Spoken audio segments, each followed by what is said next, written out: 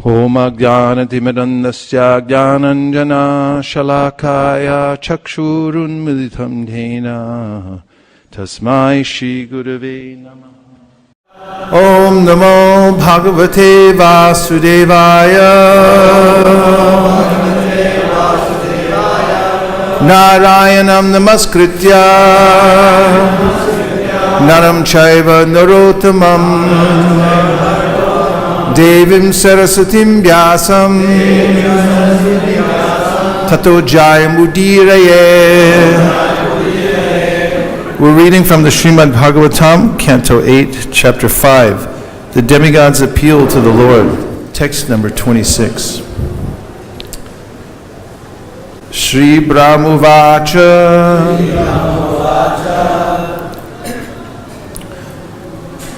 Avikriyam Satyam Anantamadhyam Guharshayam Nishkalam Apratarkyam Manograyanam Vachasa Niruktam Namamahe Deva Varam Varinyam. Shri Brahmuvacha. Lord Brahma said, Avikriyam, unto the personality of Godhead, who never changes, as opposed to material existence. Satyam, the eternal supreme truth. Anantam, unlimited. Adyam, the original cause of all causes. Guhashayam, present in everyone's heart. Nishkalam, without any decrease in potency. Apratarkyam, inconceivable, not within the jurisdiction of material arguments. Mana agrayanam, more quick than the mind, inconceivable to mental speculation. Vachasa, by jugglery of words. Aniruptam, indescribable. Namamahe, all of us demigods offer our respectful obeisances. Devavaram, unto the Supreme Lord, who is not equaled or surpassed by anyone. Vrinyam, the Supreme Worshipable, who is worshipped by the Gayatri Mantra. Translation. Lord Brahma said, O Supreme Lord, O changeless, unlimited Supreme Truth, you are the origin of everything. Being all-pervading, you are in everyone's heart and also in the atom. You have no material qualities. Indeed, you are inconceivable. The mind cannot catch you by speculation, and words fail to describe you. You are the Supreme Master of everyone, and therefore you are worshipable for everyone. We offer our respectful obeisances unto you. Please repeat. Lord Brahma said, O Supreme Lord, O changeless, unlimited Supreme Truth, you are the origin of everything. Being all-pervading, you are in everyone's heart and also in the atom. You have no material qualities. Indeed, you are inconceivable. The mind cannot catch you by speculation, and words fail to describe you. You are the Supreme Master of everyone, and therefore you are worshipable for everyone. We offer our respectful obeisances unto you. Purport by His Divine Grace A.C. Bhaktivedanta Swami Prabhupada. Srila Prabhupada ki. The Supreme Personality of Godhead is not anything of material creation. Everything material must change from one form to another. For example, from earth to earthen pot, and from earthen pot to earth again. All our creations are temporary, impermanent. The Supreme Personality of Godhead, however, is eternal, and similarly, the living entities who are parts of him are also eternal. Mamai Vamsho Jivaloke Jivabhuta Sanatana. The Supreme Personality of Godhead is Sanatana, eternal, and the individual living entities are also eternal. The difference is that Krishna, or God, is the supreme eternal, whereas the individual souls are minute, fragmental eternals. As stated in Bhagavad Gita 13:13, Kshetragyam chapimam vidhi sarva kshetreshu bharata. Although the Lord is a living being and the individual souls are living beings, the Supreme Lord, unlike the individual souls, is Vibhu, all-pervading, and Ananta, unlimited. The Lord is the cause of everything. The living entities are innumerable, but the Lord is one. No one is greater than him, and no one is equal to him. Thus the Lord is the supreme worshipable object, as understood from the Vedic mantras, Natat Samaschabhyadikashcha Drishyate. The Lord is supreme because no one can evaluate him by mental speculation or jugglery of words. The Lord can travel more quickly than the mind. In the Shruti mantras of Ishopanishad, it is said, Anejadikam manaso javiyo naina devapnuvam purvanashat tadhavatu jnanityeti tishtat tasminapo matarishvadadhati. Although fixed in his abode, the personality of Godhead is swifter than the mind and can overcome all others running. The powerful demigods cannot approach him. Although in one place he controls those who supply the air and rain, he surpasses all in excellence. From Shri Upanishad number 4. Thus the Supreme is never to be equaled by the subordinate living entities. Because the Lord is situated in everyone's heart and the individual living entity is not, never should the individual living entity be equated with the Supreme Lord. In Bhagavad Gita 15:15, the Lord says, Sarvasya jaham hriti sannivishta. I am situated in everyone's heart. This does not mean, however, that everyone is equal to the Lord. In the Shruti mantras, it is also said, Hriti hyayam atma pratishtata. In the beginning of Srimad Bhagavatam, it is said, Satyam param dhimahi. The Vedic mantras say, Satyam jnanam anantam, and Nishkalam nishkriyam, Shantam niravadyam. God is supreme. Although naturally he does not do anything, he is doing everything. As the Lord says in Bhagavad Gita, Maya tatamidang sarvam jagadavyaktamurtina Mastani sarvabhutani nachaham teshavastitaha. By me, in my unmanifested form, this entire universe is pervaded. All beings are in me, but I am not in them. Maya dakshena prakriti suyate sacharacharam hitunanena kaunteya jagadvi parivartate. This material nature working under my direction, O son of Kunti, is producing all moving and unmoving beings. By its rule, this manifestation is created and annihilated again and again. Bhagavad Gita 9:10. Thus, although the Lord is silent in his abode, he is doing everything through his different energies. Parasha Shaktir Vivadaiva Shuyate.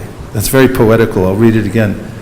Thus, although the Lord is silent in his abode, he is doing everything through his different energies. Parasya Shaktir Vivadaiva Shuyate. All the Vedic mantras or Shruti mantras are included in this verse spoken by Lord Brahma for Brahma and his followers, the Brahma Sampradaya. Understand the Supreme Personality of Godhead through the Parampara system. We have to gain understanding through the words of our predecessors. There are 12 Mahajanas, or authorities, of whom Brahma is one. Swayambhur Narada Shambhu Kumara Kapilo Manu Prahlado Janako Bhishmo Balir Vayasakir Vayam.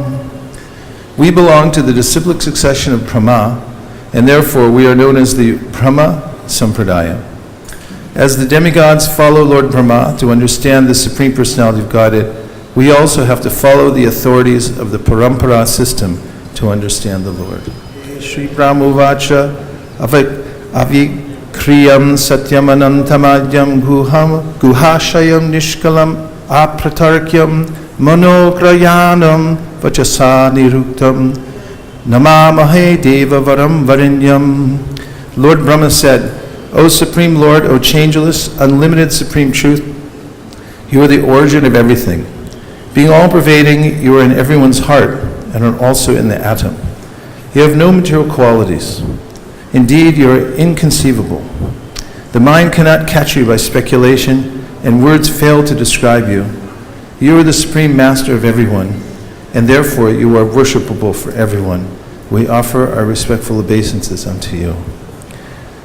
These prayers by Lord Brahma are the proper way to align oneself so that the Supreme Personality of Godhead will speak from within the heart.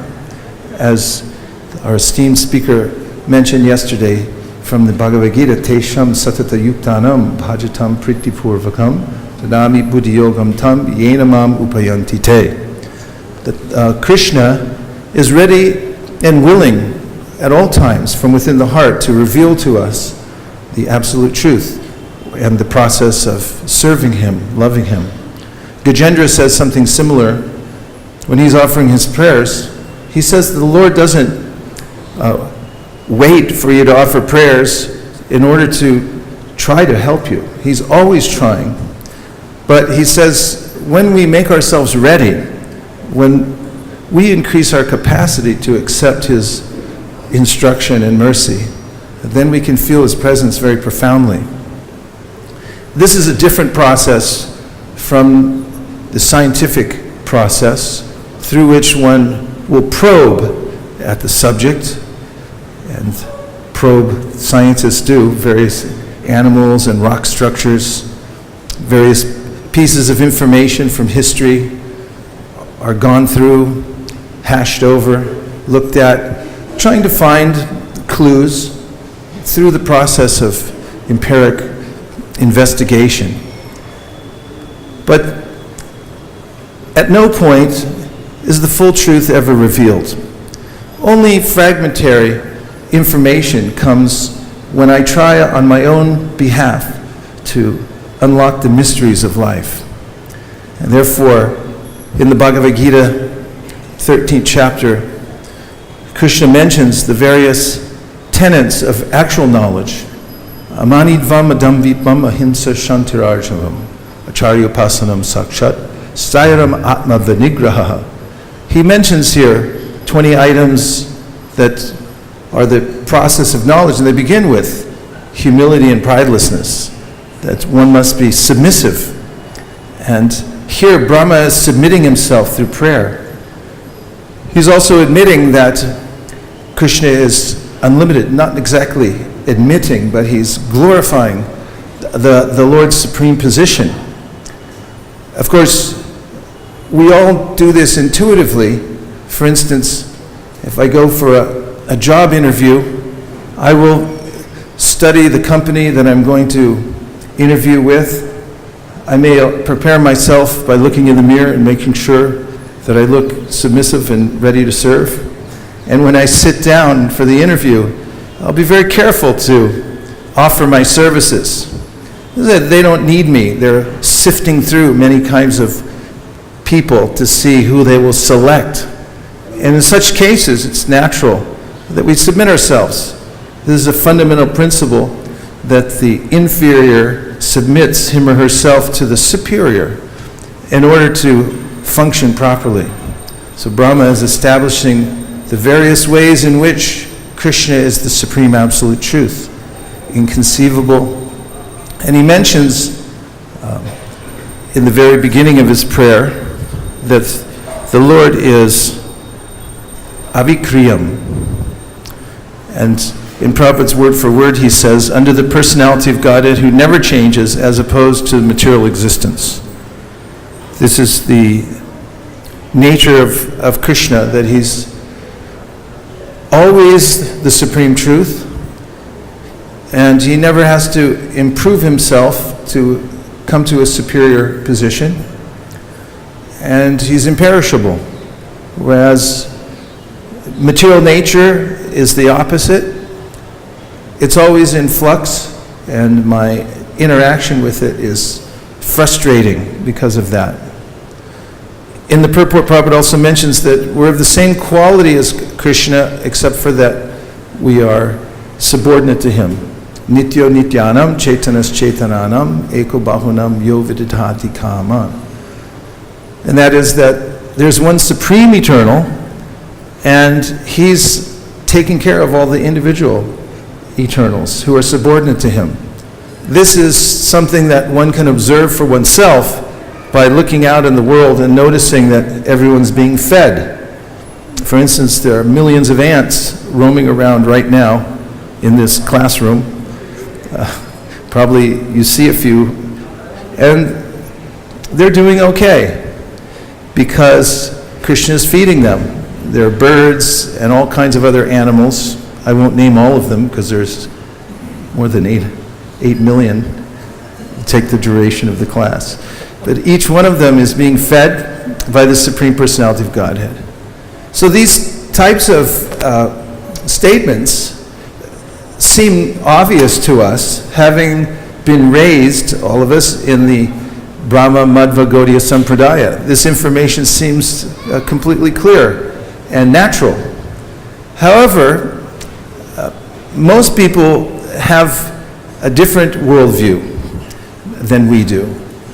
They don't have access to this knowledge. Rather, they have access to knowledge mostly that's been contaminated by speculative theory or outright Mayavad philosophy. For instance, any kind of self-help book you might read, you'll find somewhere in some paragraph a statement that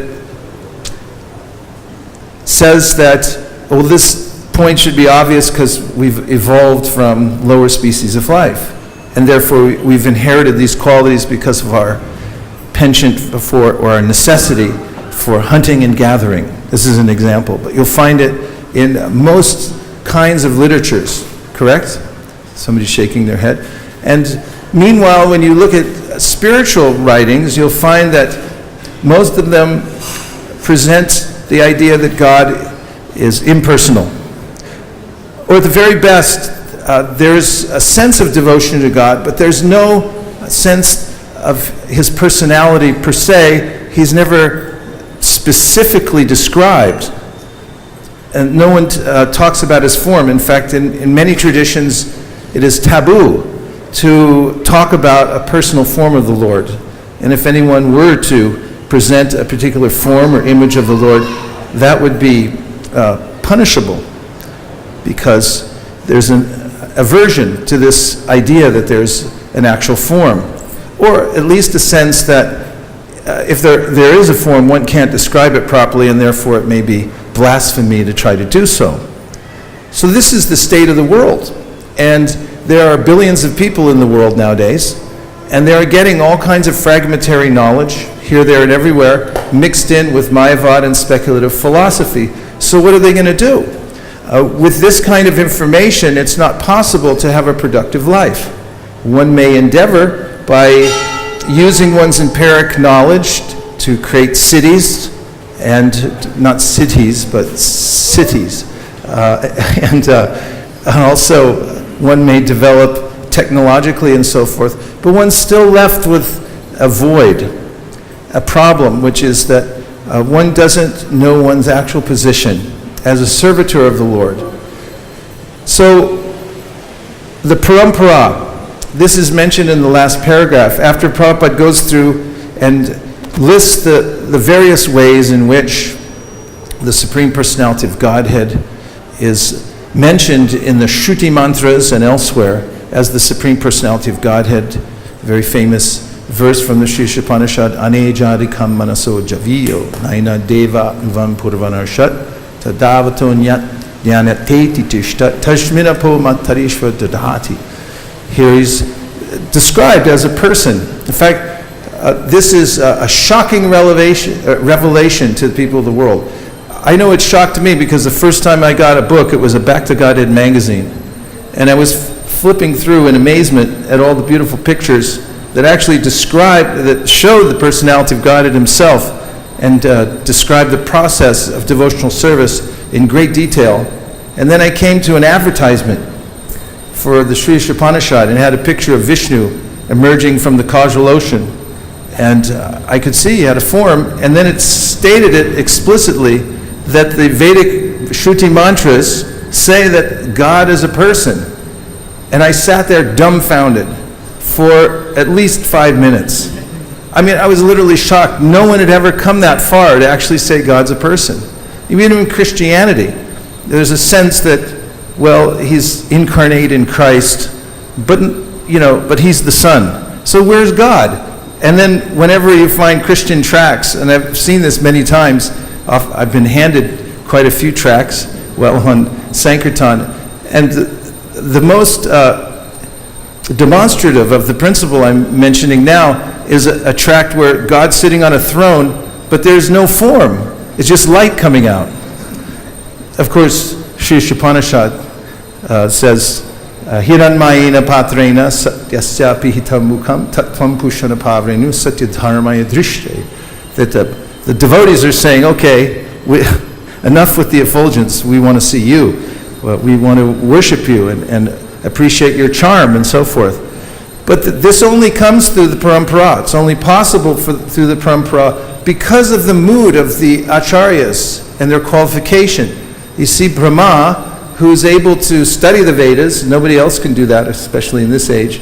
But he studied them 3 times, as mentioned in the Srimad Bhagavatam. And each time he understood more about what it meant. And he's so intelligent that he can recreate the universe after praying to the Lord for the facility to do so. But finally, he comes to this point where he knows that I'm insignificant. I'm simply taking in whatever mercy the Supreme Personality of God will bestow upon me because of my mood of surrender, of recognizing him as the Supreme Personality of Godhead. Of course, he states that very explicitly in his prayers in the 14th chapter of the 10th canto, Jnani prayasamurpasya namante eva jivanti sanmukharitam bhavadiya vartam stane stita shuti Jnani prayasamurpasya namante eva jivanti sanmukharitam bhavadiya vartam stane stita shuti katam tanuvan manobir Ye prayaso jitta dito pyasitais trilokyam. So here he makes this declarative announcement that no one can understand the Supreme Personality of Godhead by speculation. In fact, he says, give it up. Just drop it all together, trying to understand the Supreme Personality of Godhead by your intellect. Or any other method except by submissively hearing from the authorities through the parampara. Stanestita shuti katam tanuvan manobir. You should worship that message that comes down from the acharyas. You should worship it with your body, mind, and self. Body, mind, and words. You should worship that message. And by doing so, he says, then you will come to the perfectional stage of life, which is that you'll have a relationship with the Supreme Personality of Godhead. And this is the end of all knowledge. To know that that Krishna is the Supreme Personality of Godhead, and to submit oneself to him, and to develop one's personal relationship with him. So this is a great necessity. The parampara actually is an organized system. The members of the parampara deliberately disseminate this knowledge. In fact, it is said that they're marketing experts. Vyasadeva is known as one who has very carefully considered the culture that will come in Kali Yuga to produce a literature specifically that would awaken the people of this age. And Chaitanya Mahaprabhu mentions this when teaching Sanatana Goswami, Maya Mukta Jivara Nahi Swata Krishna Gyan, Jivara Krishna Koila, Krishna Veda Puran. And that is that people will not wake up automatically. It's not that they're going to come to any perfect conclusion because they don't have access to anything but this fragmentary knowledge I mentioned. And unless there's an intervention from a higher position, which is the literature which is passed down through parampara, then the person will not wake up. It's not svata or automatic that the person will wake up, but Vyasadeva contemplated this very carefully, made a campaign to make sure that people had the adequate literature so that they would be informed about the process of devotional service, including the Bhagavad Gita and Srimad Bhagavatam, Anartha Upasanam Sakshat Bhakti Yoga Manhoksaje Lokasya Ajanato Vidmams Chakre Satvata Samhitam. So now parampara means that we're all part of this. This is a part of a tradition that comes down through the great acharyas. And the great acharyas, like Madhvacharya today is his disappearance celebration. He is not an ordinary person. We'll notice that he, even as a child, 5 years old, he was given the sacred thread because he was so learned. Took sannyas at 12. When he went to his teachers, at first he listened to them and disagreed right away with their conclusions in presenting various parts of the Shruti. And the teachers said, well, let's hear your explanation. And then he proceeded to recite the entire Shruti, and not just the chapter that they were studying, but the entire section. And thus astounded his teachers and became a great advocate of understanding the difference between God and the living entity.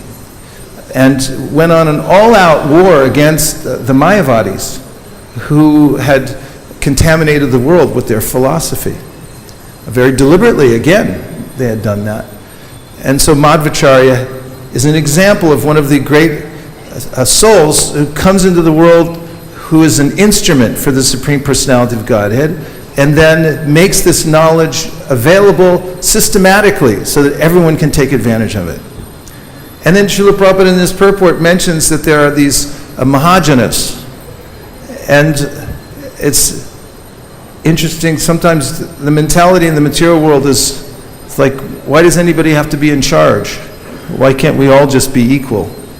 This is the story Prabhupada tells about how some friends are talking and say, one of them says, did you know that our friend Kumar, he's a high court judge? And the other one says, no, that's impossible. Kumar's an idiot. He would never become a high court judge. And his friend said, no, he is. He went through law school. He's there in the court. And I said, yeah, but I don't believe it. And he said, no, he's there. I saw him yesterday. He's behind the bench. He's wearing the robe. The court's in full session. He's even giving verdicts. And the other friend then says, all right, then he's probably not getting paid. So there's this feeling in the material world that why should anybody know more than me? Why should anybody be in charge? I can remember a day when I was distributing books in Santa Cruz, California, on a street corner. And I showed a Bhagavad Gita to a young man, must have been 35 years old. He was well-built, looked healthy, fairly affluent, long hair. And I showed him the book, I went through, and he goes, I like the book, but I don't want all this other stuff. And I said, what other stuff? And he said, all this. And he was pointing to the commentaries, to the purports. He said, I don't want that. I said, why? And he goes, why should anybody interpret it for me? I'll just do it myself. So there's a sense that why should somebody else be elevated to a position to present this knowledge? But this is one of the tenets of any system of knowledge. First of all, there has to be axiomatic truth. Otherwise, you have no basis on which to propound any philosophy. That means self-evident truth. You have to start with a point at which the principle reveals itself. Self-effulgent. Chaitanya Mahaprabhu mentioned this also to the Mayavadi sannyasis, that the Vedas are held to be self-effulgent. So you have axiomatic truth. And then we find that there are great acharyas who are obviously empowered to spread the knowledge. And acharyopasanam, when we see these great souls, they're self-effulgent. And by worshiping them, taking in their knowledge, emulating their lifestyle and so forth, rather than complaining that why should anybody else be better than me, then one can naturally advance in devotional service. Just during Guru Puja this morning, I saw that there was the signboard up there and it says Guru Puja. And I was thinking, yes, this is nice. There are all these very advanced personalities, all of you, who have gathered here and are worshiping the Acharya. And through that process, the knowledge is forthwith. It comes naturally down to us by worshiping the Acharya. So this is one of the basic tenets of the philosophy of Krishna consciousness, or as I'm arguing, of any system of knowledge. For instance, in science, you can't just walk into the class and then demand to look at all the information that has been presented by the previous great scientists and rehash through it, because first of all, you won't be able to do it, and second of all, you won't be accepted in the class because you'll be a heretic. Why are you challenging the previous acharyas of science and so forth? It's fairly inherent in any system. So therefore, we should take full advantage of this fact, that this is how the Vedic system is presented, that the knowledge is sound. It's sound, but sound meaning it's substantial and it comes through sound. I just thought of that. And that by taking full advantage of it, worshiping the acharyas, and then taking our responsibility that's given to us through parampara. It doesn't mean that we just take the knowledge and sit on it. We actually have to represent the parampara to be fully vital, which means that, as Chaitanya Mahaprabhu said, each person has to come up to a certain standard of lifestyle. And each person should take responsibility as much as he or she is able to distribute the knowledge to as many people as possible in its accurate form. And so this is the Krishna consciousness movement, as Srila Prabhupada framed it, that he said, I'm like a postal peon, I'm bringing this and distributing it to the world without tampering with it. However, he mentions in the first canto, fourth chapter, first verse, that realization means to do so in a way that's interesting to the audience, so that they can assimilate it properly. Anyway, I've talked for a while now, and there's a lot more to say, obviously.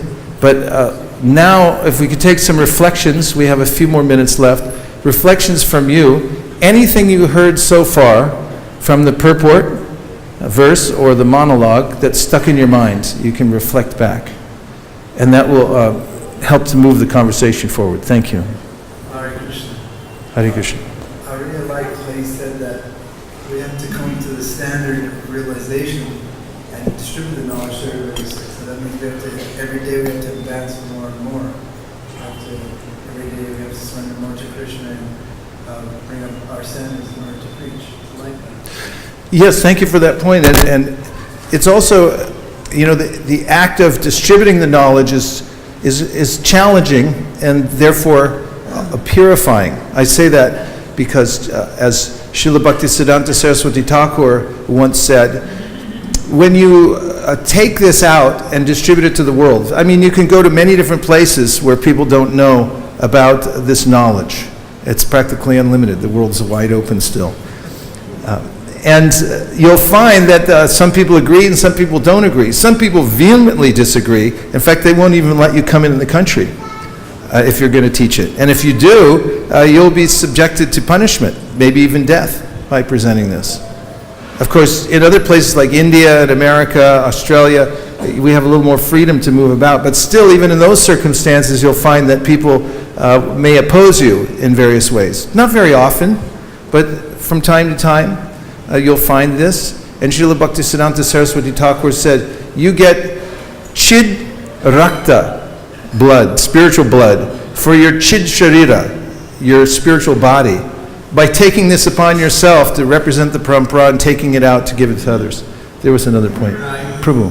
Yes, you mentioned that boy in San Jose that didn't want to have the commentaries.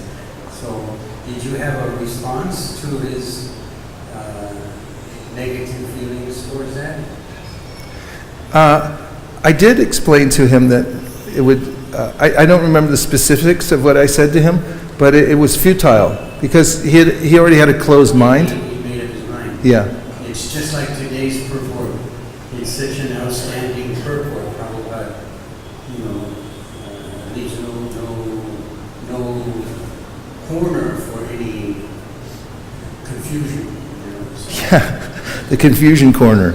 There isn't one in the purport. That's good. Thank you, Prabhu. Other reflections? Go right ahead. Yes, Divyanam Prabhu.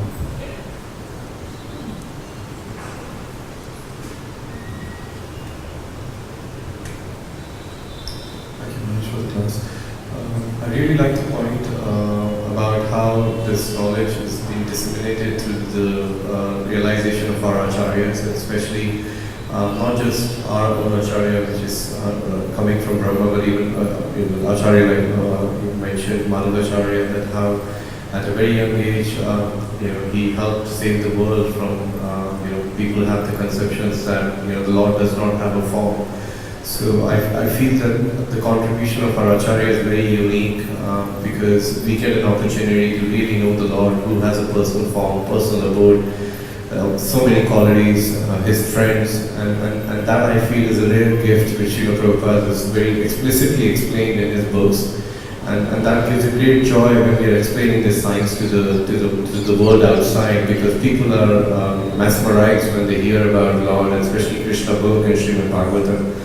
And they get to know really the Lord has a name, he has a place he lives, and he has certain dishes which he likes to eat. So this is extremely special and a rare privilege which we've been given. And as you said, it's our duty to now pass it on to others as well.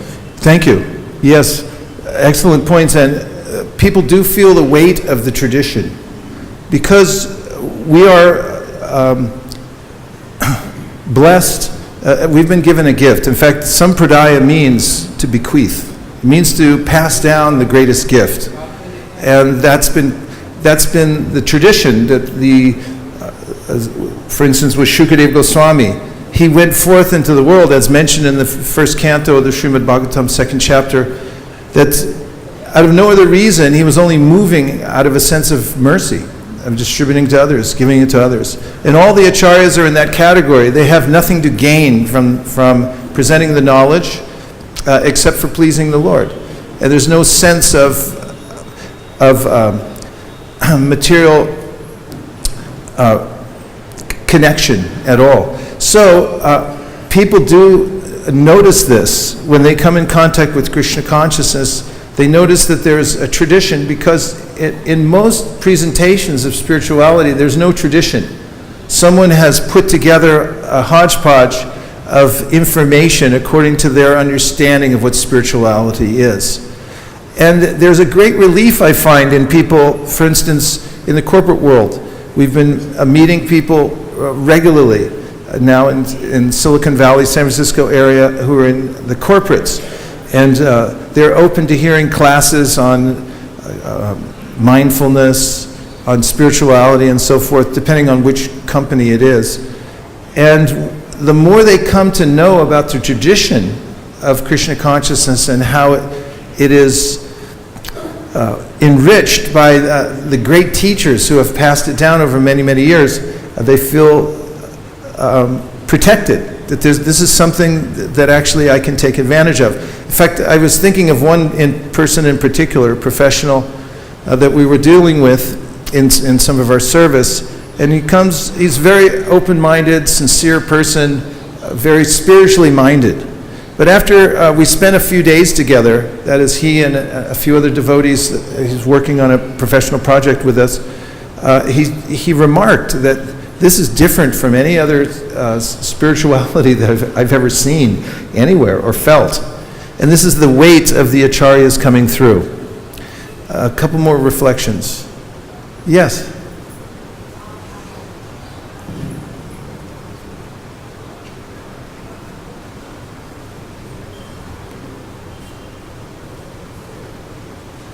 Good job. Hare Krishna. Hare Krishna. A comment and a comment question. On comment, there is still hope for that person who liked the book but didn't take it, because I must, to my embarrassment, say It was you! Yes. I thought I recognized you, I just couldn't tell without the hair. I was just Thank like you. that. I liked the book, but I didn't want the commentaries. But Krishna took the liking part and tricked me by sending a friend who just said, well, I will leave this book with you, and you can just read it, whatever you want. And then I read the commentaries, and Prabhupada defeated it.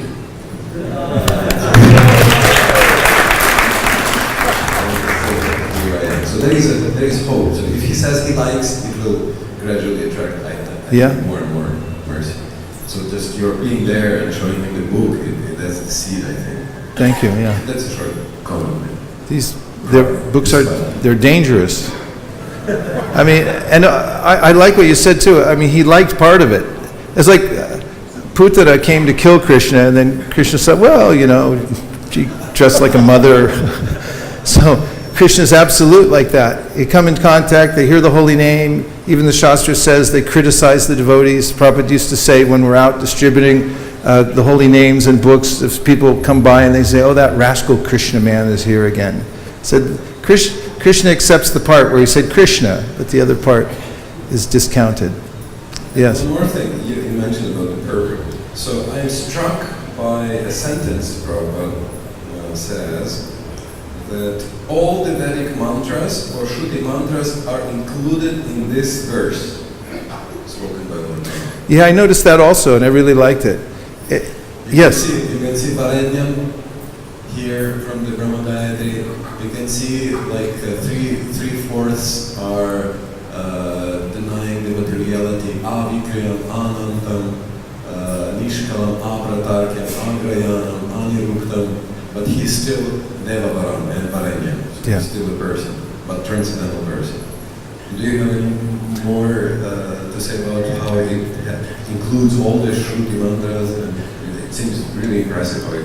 Well, just what you said, and this is one of the benefits we get from Shastra in many different ways.